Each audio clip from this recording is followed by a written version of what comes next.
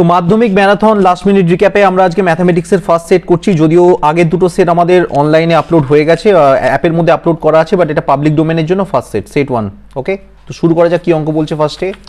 বলছে কোনো মূলধন 10 বছরে দ্বিগুণ হলে বার্ষিক সুদের হার কত হয়? কোনো মূলধন মানে সাপোজ আমি একের অঙ্কটা এখানে করে দিচ্ছি। কোনো মূলধন মানে সাপোজ ধরে নাও পি হচ্ছে 100 টাকা। কোনো মূলধন ডবল হওয়ার মানে হচ্ছে এ হবে কত টাকা? 200 টাকা। তার মানে আই হবে কত টাকা? আই হবে 100 টাকা। তার মানে কোনো মূলধন যদি দ্বিগুণ হয় তার মানে পি ইকুয়ালস টু আই হয়। তাহলে ফর্মুলা কি করে দাও? PRT by 100, PRT by 100 equals to I. P ধরে নাও 100 টাকা। রেট আমরা জানি না, রেট বের করতে বলে দিয়েছে। টাইম বলে দিয়েছে কত? টাইম বলে দিয়েছে 10 বছর ইন্টু 10 ইজ ইকুয়াল টু কত? আই মানে হচ্ছে 100, তাহলে 100 100 কেটে গেল।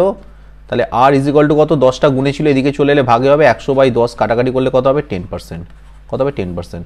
সো এটা রাইট অ্যান্সার হচ্ছে কত? 10%।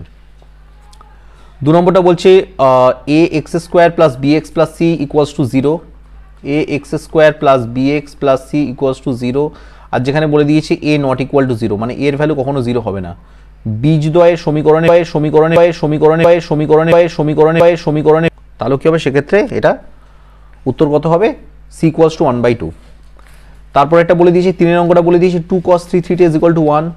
এটা কি করে করবো? 2 cos 3 থিটার মান যদি 1 বলে দেয় তাহলে কত হবে আমাদের এখানে? আমাদের ডাইরেক্ট এখানে বলতে পারি, তার মানে কত? cos 3 থিটা ইকুয়ালস টু কত হবে? 1/2। এবার চার্টগুলো মনে করে দেখো, 0, 1/2, 1/√2, √3/2 আর 1। এটা সাইনের আমরা মান বসালাম। তাহলে কসের উল্টো কি হবে? কসের উল্টো হবে 1, √3/2, 1/√2, 1/2, 1। প্রথমেরটা আমরা করেছিলাম 0 ডিগ্রি, তারপরটা করেছিলাম 30, তারপরটা করেছিলাম 45, তারপরটা 60, লাস্টেরটা 90। তাহলে দেখো হাফ কসের কোন মানটা হচ্ছে? উত্তর হচ্ছে 1/2টা হচ্ছে। তাহলে হচ্ছে কস কত? কস 3 থিটা ইকুয়ালস টু কত? হাফ মানে আমরা বলতে পারি কত? কস 60। কস কস ক্যান্সেল হয়ে গেল। 3 থিটার মান বেরোচ্ছে যদি 60 হয়, তাহলে থিটার মান কত হবে? 20। থিটার মান হচ্ছে 20। তো সো রাইট অ্যান্সার হচ্ছে অপশান সি। রাইট অ্যান্সার হচ্ছে অপশান সি। চলে আসছি নেক্সট। 4 অঙ্কটা কি বলে দিয়েছে? ওকে, এখানটা একটু ক্লিন করে নিই। 4 অঙ্কটা বলে দিয়েছে দুটি লম্ববৃত্তাকার নিরেট চোঙের ব্যাসার্ধের অনুপাত বলে দিয়েছে এত, আর এদের উচ্চতার অনুপাত বলে দিয়েছে আয়তন কত। তার মানে ধরে নাও এদের ব্যাসার্ধ মান হচ্ছে R1 যদি হয় কত? 2x ধরে নাও, আর R2 হবে কত? R2-র মান ধরে নাও 3x। আচ্ছা, হাইট ধরে নাও H1টার হাইট হচ্ছে কত? এই দুটো এরকম টাইপের সাবস্টেন্স আছে। ওকে, একটা এরকম, একটা এরকম। ওকে, তো H1 ধরে নাও কত? 5y, আর H2 ধরে নাও কত? H2 ধরে নাও হচ্ছে কত? 3y। 5:3 বলে দিয়েছে, তার মানে হচ্ছে 3y। তাহলে আমাদের H1 H2 পেয়ে গেলাম। এবার আমাকে কি বলেছে? ভলিউম। ভলিউমের ফর্মুলা কি? Pi R square H. Pi R1 square H divided by pi R2 square H. দেখো প্রথমেই পাই পাই কেটে গেল, তাহলে পড়ে থাকছে কত? R1 square. R1 মানে কত? 2x এর হোল স্কোয়ার ইন্টু এইচ করলে কত? এইচ মানে হচ্ছে 5y, আর নিচেটা কত হচ্ছে? R2 মানে হচ্ছে কত? 3x এর হোল স্কোয়ার ইন্টু এইচ মানে হচ্ছে কত? 3y। গুণ করলে কত হবে? দেখো 2 দুগুণে 4x square into 5y divided by 3 3 9y square into 3y। 9x square হবে এটা, 9x স্কোয়ার। তাহলে এখান থেকে আমরা x স্কোয়ার কেটে যদি দিই আর y কেটে দিলে, তাহলে দেখো পড়ে থাকছে আর কিছু পড়ে থাকছে। 4 5 কত পড়ে থাকছে? 4 5 20, আর 3 9 পড়ে থাকছে কত? 27। তাহলে 20 মানে হচ্ছে কত? 20:27। তাহলে 20:27 হচ্ছে অপশান বি। অপশান বি হচ্ছে রাইট অ্যান্সার। তারপরে 5 অঙ্কটা কি বলছে? একটু স্ক্রিনটা ক্লিয়ার করে এখানেই করে দিচ্ছি। 5 অঙ্কটা একটুখানি ওয়েট করে যাও, স্ক্রিনটা পুরোটা ক্লিয়ার করে নিই। 5 অঙ্কটা কি বলছে? এবিসিডি দুটি সমান্তরাল যার প্রত্যেকটি 16 সেন্টিমিটার। আচ্ছা, সমান্তরাল যখনই জ্যাদ বলে দেবে তখনই ধরে নাও এটা যদি বৃত্তকলা হয়, সমান্তরাল মানে এটা হচ্ছে কি আর এটাও হচ্ছে কি? দুটো সমান্তরাল। সমান্তরাল মানে প্যারালাল হবে, আর দুটোই 16 বলে দিচ্ছে, মানে এটাও যদি 16 হয় এটাও 16 হবে। তার মানে বৃত্তের কেন্দ্র থেকে এই দূরত্বটা কি হবে? দুটো ক্ষেত্রেই সমান হবে।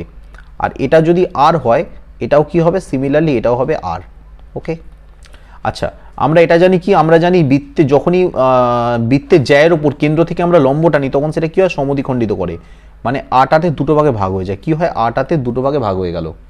তাহলে দুটো ভাগে ভাগ হয়ে গেলে আমরা এখান থেকে কি বলতে পারি, এখান থেকে আমরা বলতে পারি কি, এটা বেরিয়ে গেল, তাহলে একটা বেরোলো 8।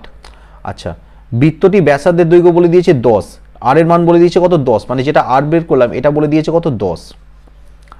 তাহলে আমাকে বলেছে জ্যা দুটির মধ্যে কি বলছে, জ্যা দুটির মধ্যে দূরত্ব কত। আচ্ছা, ফার্স্ট আমাদের এই ডিস্টেন্সটা বের করতে হবে। দেখো দেখো এটা যদি 8 হয়, এটা 10 হয়, এটা কত হবে, অবভিয়াসলি 6 হবে। কি করে, বিকজ লম্ব স্কোয়ার প্লাস ভূমি স্কোয়ার ইজ ইকুয়াল টু অতিভুজ স্কোয়ার, মানে এটাকে তুমি যদি এক্স ধরে নাও, এই টার্মটাকে যদি এক্স ধরে নাও, তাহলে তোমরা কি করবে, এক্স যদি ধরে নাও, এক্স স্কোয়ার প্লাস লম্ব স্কোয়ার ভূমি হচ্ছে কত, 8, 8 স্কোয়ার ইজ ইকুয়াল টু অতিভুজ স্কোয়ার মানে 10 স্কোয়ার।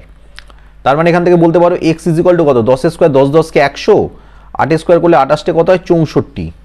তাহলে এটা বিয়োগ করলে কত হয়, 36। তাহলে এক্স এর মান কত হবে, √36 মানে কত বেরোবে, 6 বেরোবে। কত বেরোবে, 6। তাহলে এটাও যদি 6 বেরোয়, এটা হচ্ছে 6।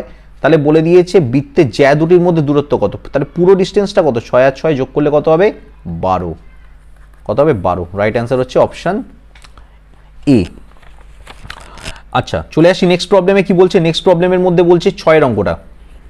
আচ্ছা দেখো 6 অঙ্কটা বলে দিয়েছে 6 7 8, আচ্ছা নাম্বারগুলো একবার এখানে নোট করে নিই, 6 7 x 8 y 14। সংখ্যাগুলোর গড় বলে দিয়েছে কত, 9 বলে দিয়েছে। আচ্ছা, গড়ের ফর্মুলা কি, গড়ের ফর্মুলা হচ্ছে সবকটাকে যোগ করে যতগুলো নাম্বার আছে নাম্বার অফ এলিমেন্ট দিয়ে ভাগ করে দেবো, মানে এটা হচ্ছে আমাদের x1। তাহলে sigma of x equals to কত হবে, sigma of x equals to আমরা সবকটাকে যোগ করে দেবো। আচ্ছা, 14 সাথে 6 যোগ করলে হয় 20, 20 সাথে 8 যোগ করলে হয় 28, 28-এর সাথে আমরা যোগ করবো 60, মানে 29 30 31 32 33 34 35, 35 প্লাস এক্স প্লাস ওয়াই। ঠিক আছে, এই এক্স আর ওয়াই তো যোগ করা যায় না, তাই এইভাবে রেখে দিলাম। আর এন মানে হচ্ছে নাম্বার অফ অবজারভেশন কতগুলো আছে, 1 2 3 4 5 6টা। তাহলে এক্স বারের ফর্মুলা কি, এক্স বার মানে গড়ের ফর্মুলা কত, গড়ের ফর্মুলা বলে দিচ্ছে কত, আবার এক্স বারের মানই বলে দিয়েছে কত, দেখো গড় বলে দিয়েছে 9। তাহলে এক্স বারের ফর্মুলা কি, এক্স বারের ফর্মুলা হচ্ছে sigma of X divided by N. তাহলে সিগমা অফ এক্স এর মান কত, প্রথমেই করে দিচ্ছি, সিগমা অফ এক্স এর মান বেরিয়েছে 35 plus X plus Y, N এর ভ্যালু বেরিয়েছে কত, নাম্বার অফ অবজারভেশন 6, আর আমায় গড় বলে দিয়েছে কত, 9। তাহলে এখানে বলতে পারি 35 plus X plus Y is equal to কত, 6 9 54। তাহলে এক্স ওয়াই নয়, এটা এক্স প্লাস ওয়াই হবে, কত হবে, এক্স প্লাস ওয়াই। তাহলে এখান থেকে আমরা বলতে পারি implies that X plus Y is equal to কত হবে, 54 থেকে 35 বাদ দিয়ে দেবো, 54 থেকে 35 বাদ দিলে কত হয়, 9 আর 1 মানে হচ্ছে 19। তাহলে এক্স প্লাস ওয়াইয়ের ভ্যালু কত বলতে পারি, 19। অপশন কোথায় আছে, অপশন বি। এত অবধি আশা করি তোমরা বুঝতে পারলে।